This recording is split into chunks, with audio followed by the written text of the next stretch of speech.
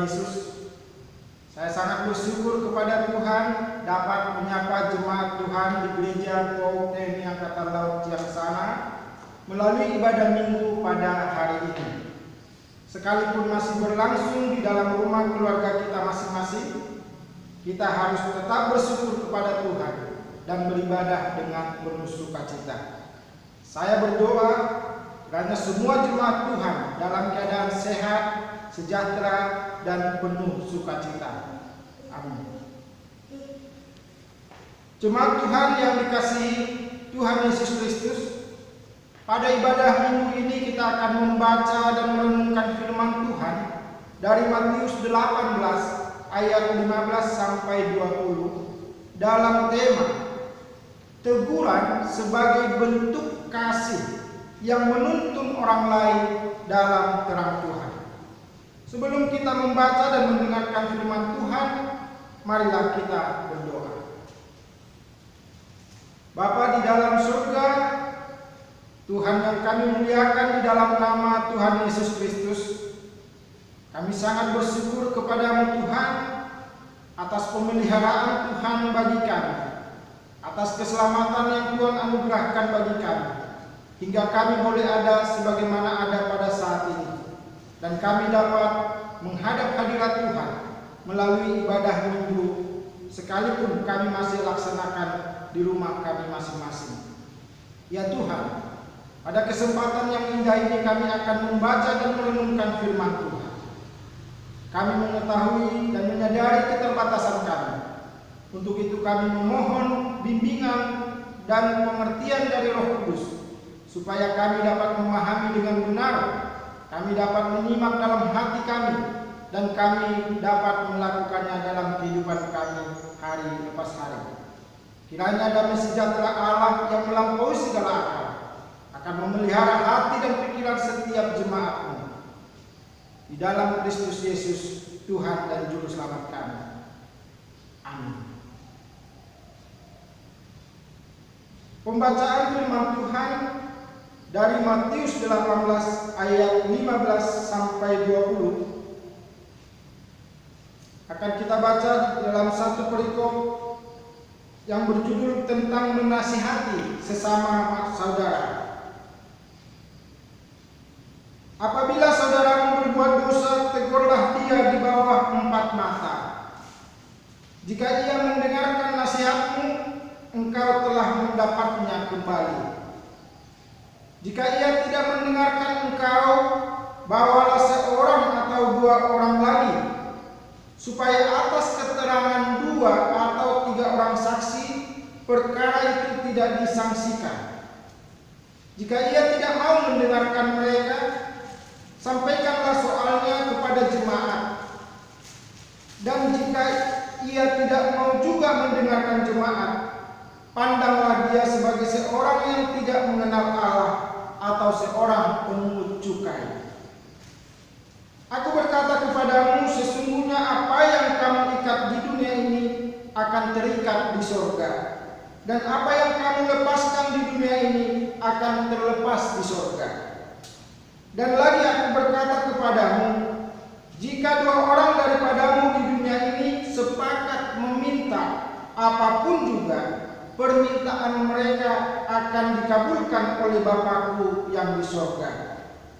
Sebab di mana 2 atau 3 orang berkumpul dalam nama-Ku, di situ Aku ada di tengah-tengah mereka. Demikianlah firman Tuhan. Yang berbahagia adalah kita yang membaca dan mendengarkan firman Tuhan dan yang memeliharanya di dalam kehidupan kita sehari-hari. Terpujilah Tuhan kita Yesus Kristus. Amin. Bapak Ibu Saudara yang dikasihi Tuhan Yesus Kristus, tentulah sebagai orang Kristen, orang yang sudah percaya dan menyerahkan hidup sepenuhnya kepada Tuhan Yesus, kita sudah biasa mendengarkan istilah diberkati untuk menjadi berkat. Kalau dalam bahasa Batak disebut dipasu-pasu, asagade pasu-pasu. Dengar, benar ya Bapak Ibu yang terkasih. Istilah diberkati untuk menjadi berkat adalah istilah yang sangat indah untuk kita renungkan dan sebenarnya memiliki makna yang sangat dalam dan luas.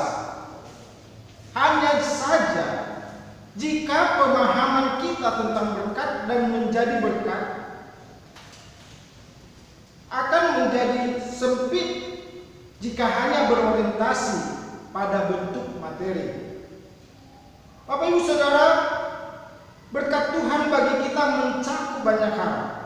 Bisa berkat rohani, beriman kepada Yesus Kristus, beroleh keselamatan, tetap sukacita dan damai dalam semua perjalanan hidup kita. Bisa juga berkat jasmani, hidup kita hari ini dan kesehatan yang kita terima. Dan juga bentuk berkat materi, yaitu berupa kebutuhan kita sehari-hari yang selalu dicukupkan oleh Tuhan.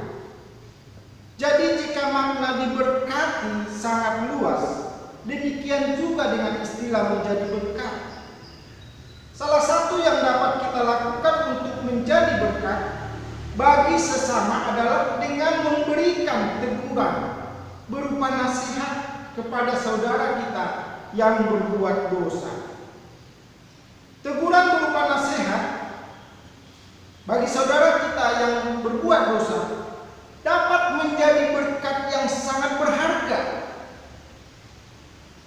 Mengapa hal ini saya katakan sangat berharga?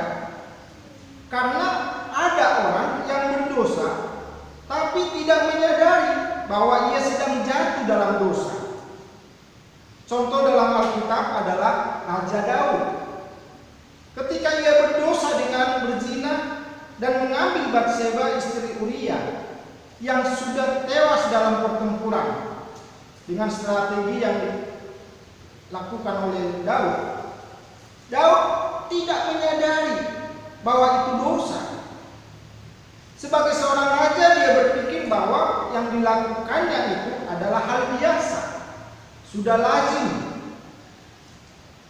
Namun oleh kasih karunia Tuhan, Tuhan mengutus Nabi Nathan untuk menegur Raja Daud sehingga Daud bertobat. Daud selamat dari jerat dosa karena menerima teguran Tuhan melalui Nabi Nathan.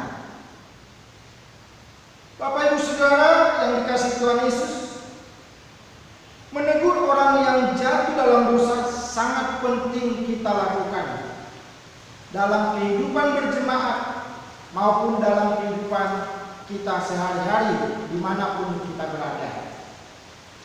Ini merupakan tugas pelayanan kita semua sebagai orang yang percaya kepada Tuhan Yesus. Dengan melakukannya, kita menunjukkan sikap kita sebagai seorang Kristen, sebagai anak-anak Tuhan, bahwa kita adalah anak-anak terang yang tidak mau kompromi dengan kuasa kegelapan, yang tidak mau kompromi dengan dosa. Tuhan tidak pernah kompromi dengan dosa, dan kita pun sebagai anak-anaknya tidak boleh kompromi dengan dosa, termasuk dosa saudara kita. Tuhan berkehendak supaya jemaatnya hidup dalam terang Tuhan dan lepas dari jerat dosa. Hal tersebut dengan jelas dinyatakan dalam pembacaan firman Tuhan pada ayat 15 yang dikatakan di sini, apabila saudaramu berbuat dosa, tegurlah dia. Bapak Ibu Saudara, teguran kepada saudara atau sesama kita yang jatuh dalam dosa supaya orang tersebut berbalik atau bertobat merupakan wujud atau bentuk kasih kita kepadanya. Penting untuk kita perhatikan di sini bahwa dalam menegur kita tidak boleh ada niat untuk menjatuhkan. Tidak ada niat untuk mempermalukan orang tersebut, dan tidak ada niat untuk mencari kebanggaan diri sendiri. sebab itu, marilah kita menyampaikan teguran dan nasihat dengan cara atau sikap yang benar dan berhikmat. Niat yang baik harus dibarengi dengan cara yang benar. Jangan berasa busuk, istilah sekarang. Dalam nas bacaan hari ini, Tuhan Yesus memberikan kita hikmat dan arahan dalam menasihati atau menegur saudara kita yang jatuh dalam dosa. Teguran harus dilakukan secara bertahap. Ada 4 tahapan yang disampaikan kepada kita dan sangat menarik untuk kita renungkan pada kesempatan ini. Kita masuk kepada tahap pertama, pembicaraan pribadi, ayat 15. Apabila saudara berbuat dosa, tegurlah dia di bawah 4 mata. Jika ia mendengarkan nasihatmu, engkau telah mendapatnya kembali. Bapak Ibu Saudara, cara dalam tahap pertama ini yaitu menegur saudara kita yang jatuh dalam dosa secara 4 mata atau kita dengan orang tersebut. Ketika kita melihat saudara kita melakukan kesalahan atau dosa, atau mendengarkan kata-kata yang tidak benar daripada saudara kita langsung memikirkan kapan ada kesempatan yang baik untuk bertemu secara pribadi dengan orang tersebut. Mulailah dengan berdoa dan tegurlah dia dengan penuh kasih. Tujuan kita bertemu secara pribadi supaya orang tersebut tidak merasa dipermalukan dan mau lebih terbuka. 1 Petrus 4 ayat 8 menyatakan, kasihilah sungguh-sungguh seorang akan yang lain, sebab kasih menutupi banyak sekali dosa. Jadi Bapak Ibu Saudara yang terkasih dalam Tuhan, penting kita paham bersama, jangan sampai mempermalukan orang yang saudara kita yang berjatuh dalam dosa. Menutupi dosa menurut 1 Petrus 4 ayat 8 bukan berarti tidak menegur orang tersebut ketika jatuh dalam dosa, tetapi karena kita mengasihinya, maka kita harus sungguh-sungguh memberikan teguran yang baik kepadanya.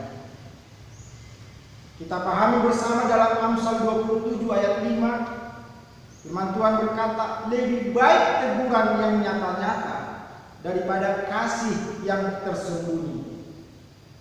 Bapak Ibu Saudara, pada tahap pertama ini kita perlu bersikap optimis bahwa oleh pertolongan Roh Kudus, saudara kita yang jatuh dalam dosa tersebut dengan rendah hati menerima dan mendengarkan teguran atau nasihat yang kita sampaikan.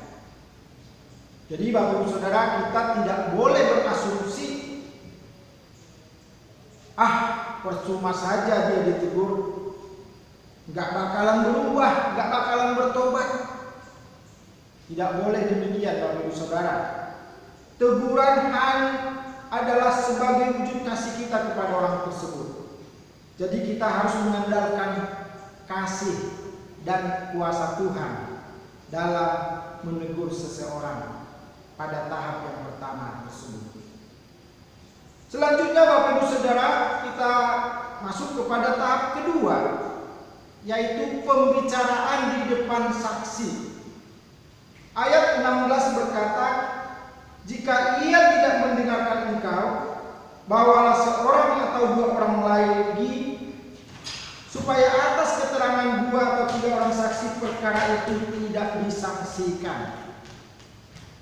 Tahap kedua ini Bapak Ibu Saudara kita lakukan jika tahap pertama tidak membuat saudara kita tersebut menyadari, mengakui dan meninggalkan dosanya. Caranya jelas dikatakan, kita membawa satu atau dua orang lain untuk membicarakannya dengan yang bersangkutan. Tidak banyak, satu atau dua orang saja. Siapakah dia? Dalam gereja bisa anggota majelis, bisa anggota jemaat. Yang penting pada tahap kedua ini, Bapak Ibu Saudara, dalam nas dikatakan dia atau dua orang itu disebut sebagai saksi. Saksi sangat penting untuk menguatkan dan melengkapi keterangan yang dilakukan oleh orang yang bersalah tersebut. Dalam suatu pengadilan, saksi adalah seorang yang benar-benar mendengar dan melihat suatu peristiwa. Dia harus menyampaikan apa yang sebenarnya. Jadi tidak boleh bersaksi dusta. Saat membicarakan kesalahan atau dosa seseorang bersama orang lain, saksi yang kita ajak untuk menyampaikan kesaksian atau pendapat harus kita perhatikan dengan baik, supaya maksud dan tujuan kita bisa tercapai, yaitu untuk menyadarkan orang yang jatuh dalam dosa tersebut berbalik dan meninggalkan dosa-dosanya. Pada tahap kedua ini, saudara kita kiranya dapat dipulihkan kembali hubungannya dengan Tuhan dan sesama melalui teguran yang kita sampaikan. Selanjutnya, Bapak Ibu Saudara, pada tahap ketiga, yaitu pembicaraan di depan jemaat. Ayat 17, jika ia tidak mau mendengarkan mereka, sampaikanlah soalnya kepada jemaat. Tahap ini kita lakukan jika tahap pertama dan kedua tidak juga membuat orang tersebut menyadari, mengakui, dan meninggalkan dosanya. Cara menegur pada tahap ketiga ini, kita sampaikan persoalannya di depan jemaat. Kenapa hal ini dilakukan? Karena dosa seseorang bisa mempengaruhi pada kehidupan jemaat Tuhan atau orang lain di sekitarnya.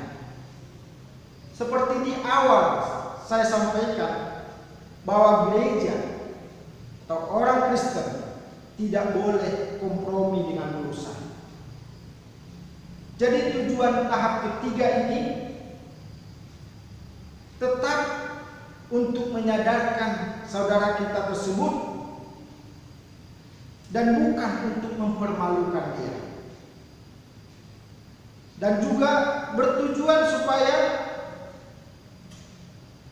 dosa tersebut dapat diketahui oleh jemaat sehingga jemaat tidak melakukan dosa yang sama. Itulah sebabnya dibicarakan lebih terbuka dan di hadapan lebih banyak orang. Bapak Ibu Saudara, demikian sampai pada tahap yang ketiga. Selanjutnya tahap keempat. Ini dikatakan di sini memandangnya sebagai orang yang belum mengenal Tuhan. Ayat 17b. Dan jika ia tidak mau juga mendengarkan jemaat, pandanglah dia sebagai seorang yang tidak mengenal Allah atau seorang pemungut cukai. Jemaat yang dikasihi Tuhan Yesus, itu berarti bahwa ketika tahap 1, 2, dan 3 belum berhasil membuat saudara kita meninggalkan dosa-dosanya, membuat saudara kita berbalik ke jalan yang benar, ternyata tugas kita belum selesai. Firman Tuhan hari ini menyatakan bahwa kalau seorang berdosa, tidak menerima teguran dan tidak mau bertobat, kita diminta memandangnya sebagai orang yang tidak mengenal Allah, sebagai seorang pemungut cukai. Siapakah orang yang tidak mengenal Allah yang dimaksud dalam konteks ini? Siapakah seorang pemungut cukai yang dimaksudkan dalam nas ini?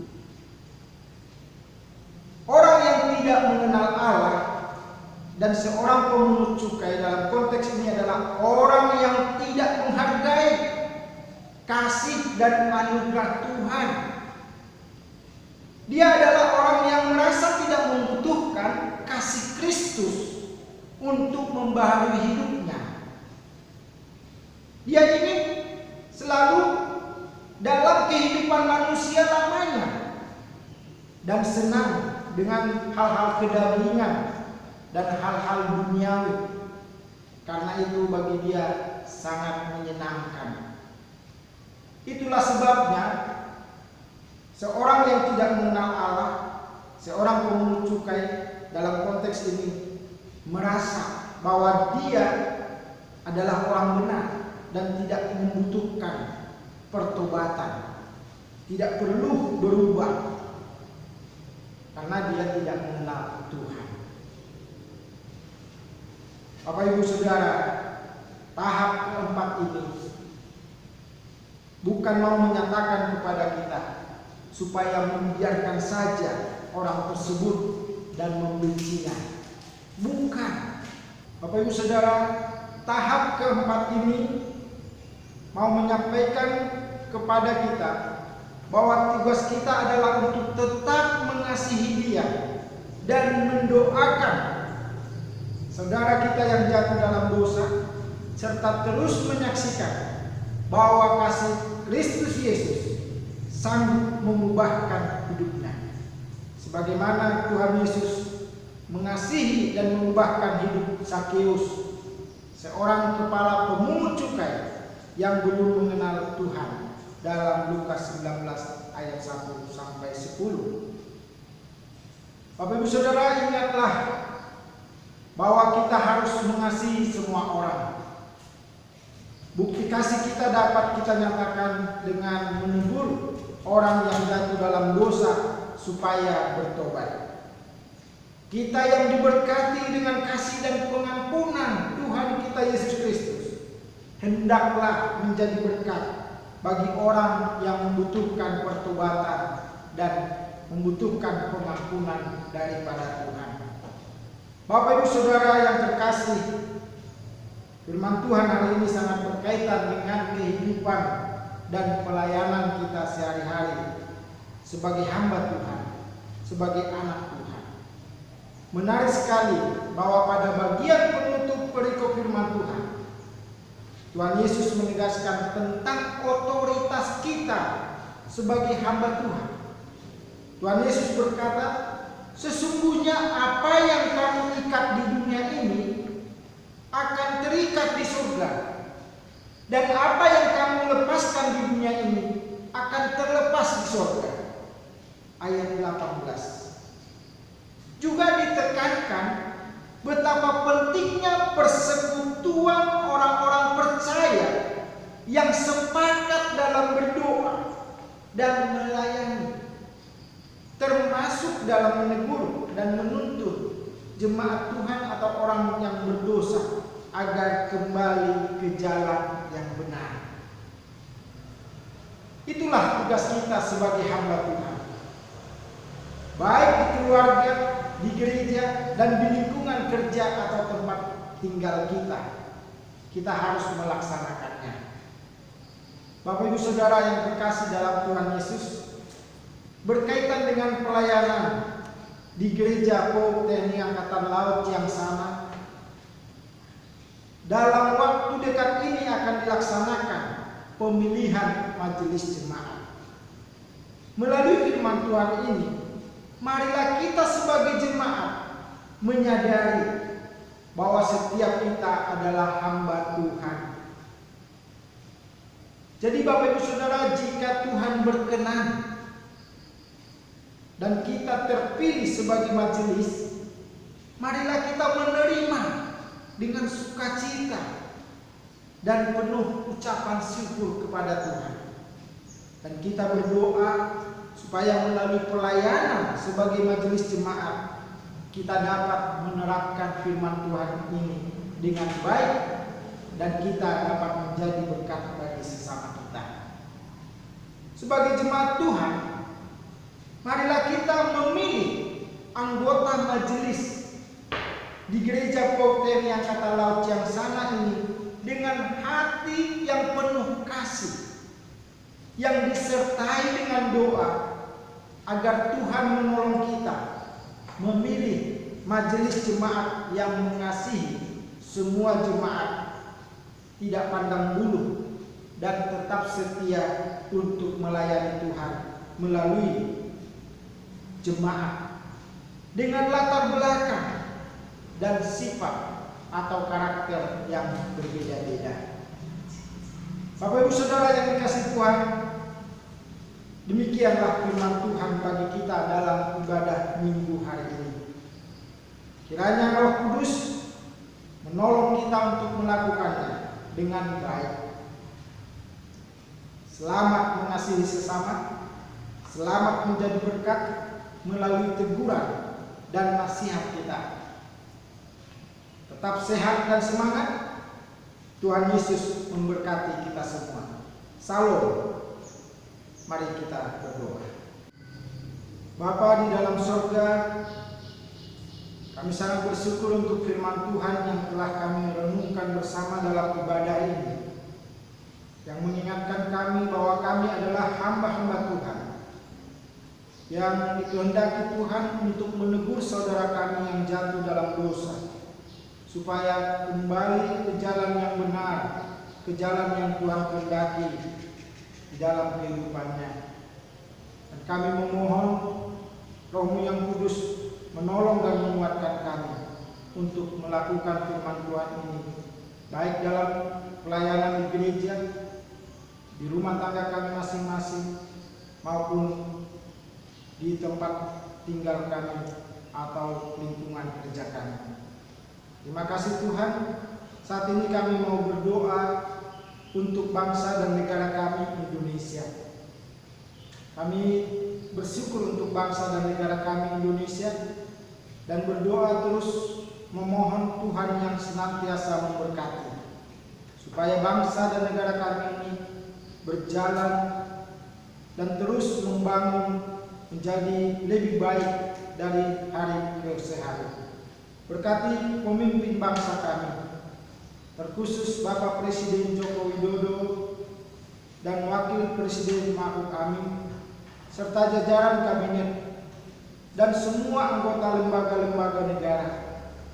Kiranya Tuhan memberikan hikmat kepada mereka untuk memutuskan yang terbaik, untuk memikirkan yang terbaik bagi kemajuan bangsa dan negara kami. Tuhan, saat ini bangsa negara kami sedang diperhadapkan dengan pandemi COVID-19. Untuk itu Tuhanlah yang menolong supaya bangsa dan negara kami ini dapat mengatasinya dengan baik.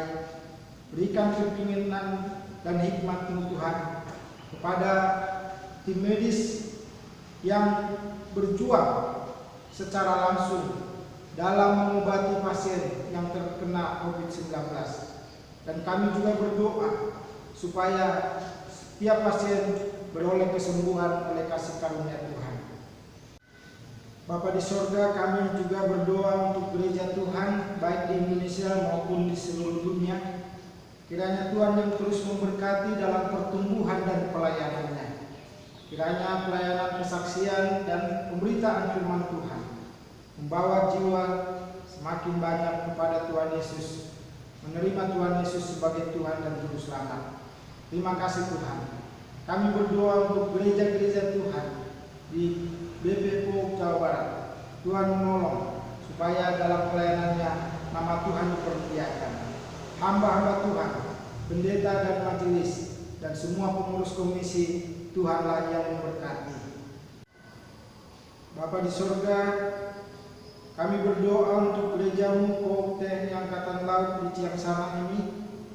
Berdoa untuk hamba-hamba Tuhan, para pendeta dan para majelis serta pengurus-pengurus komisi. Kiranya Tuhan memberkati dan memberikan kesehatan dan hikmat dalam melaksanakan tugas pelayanan mereka. Dan jemaat Tuhan di tempat ini kami serahkan ke dalam tangan pengasihan-Mu. Yang sakit Tuhan sembuhkan, yang lemah Tuhan kuatkan, yang sedang dalam kesedihan Tuhan yang menyembuhkan. Jemaat Tuhan dalam rumah tangga masing-masing Tuhan memberkati, supaya suami istri saling mengasihi, anak-anak menghormati orang tua. Dalam pekerjaan mereka, dalam usaha mereka, Tuhan juga yang memberkati. Anak-anak dalam studi mereka, Tuhan menolong, memberikan hikmat dan takut akan Tuhan. Terima kasih Bapa di dalam surga. Dalam rangka pemilihan majelis jemaat-Mu di tempat ini, kami berdoa kiranya Tuhan yang memberkati semua proses yang dilakukan. Kiranya Tuhan sendiri yang memilih jemaat-Mu untuk menjadi majelis, untuk melayani lebih baik lagi ke depan. Terima kasih Tuhan. Inilah rangkaian doa kami yang kami panjatkan di dalam nama Tuhan Yesus Kristus yang telah mengajar kami berdoa. Bapa kami yang di surga, dikuduskanlah nama-Mu, datanglah kerajaan-Mu, jadilah kehendak-Mu di bumi seperti di surga. Berikanlah kami pada hari ini makanan kami yang secukupnya, dan ampunilah kami akan kesalahan kami, seperti kami juga mengampuni orang yang bersalah kepada kami. Dan janganlah membawa kami ke dalam pencobaan, tetapi lepaskanlah kami daripada yang jahat, karena Engkaulah yang mempunyai kerajaan dan kuasa dan kemuliaan sampai selama-lamanya. Amin. Jemaat Tuhan yang terkasih, marilah kita kembali ke dalam kehidupan kita sehari-hari. Tuhan yang terus menolong kita, memberkati kita. Arahkanlah hatimu kepada Tuhan dan terimalah berkat Tuhan. Tuhan memberkati engkau dan melindungi engkau. Tuhan menyinari engkau dengan wajah-Nya dan memberi engkau kasih karunia. Tuhan menghadapkan wajah-Nya kepadamu dan memberi engkau damai sejahtera.